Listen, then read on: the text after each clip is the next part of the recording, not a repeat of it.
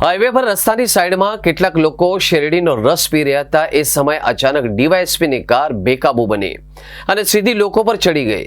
આણંદ જિલ્લાના અડાસ ગામ નજીક એક માર્ગ દુર્ઘટનાના સમાચાર સામે આવે છે। વાસ્તવમાં બોટાદ જિલ્લાના ડીવાયએસપી એ સૈયદની કાર બેફામ રીતે લોકો પર ફરી વળતા 2 લોકોના મોત થયા હતા, જ્યારે 3 લોકો ગંભીર રીતે ઈજાગ્રસ્ત થયા હોવાનું પણ સામે આવ્યું છે।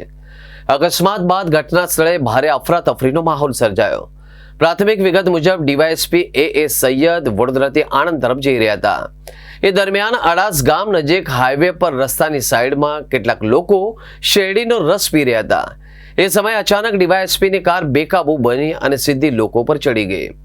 અકસ્માત એટલો જોરદાર હતો કે રસ કાઢવાનું મશીન લગભગ 40 ફૂટ દૂર ફંગોળાઈ ગયું હતું। આ દુર્ઘટનામાં શીતલ તળપદા અને સંજય તળપદાનું ઘટના સ્થળે મોત નીપજ્યું હતું, જ્યારે અન્ય 3 લોકો ગંભીર રીતે ઈજાગ્રસ્ત બન્યા હતા। તેમને તાત્કાલિક સારવાર માટે હોસ્પિટલ ખસેડવામાં આવ્યા હતા।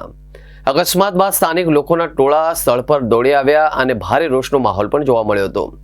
વાસદ પોલીસે પ્રાથમિક તપાસ દરમિયાન કહ્યું કે કાર ચલાવતા સમયે ડીવાયએસપી એ સૈયદનું ઝોકું આવી જતા અકસ્માત સર્જ્યો હોવાની શક્યતા છે।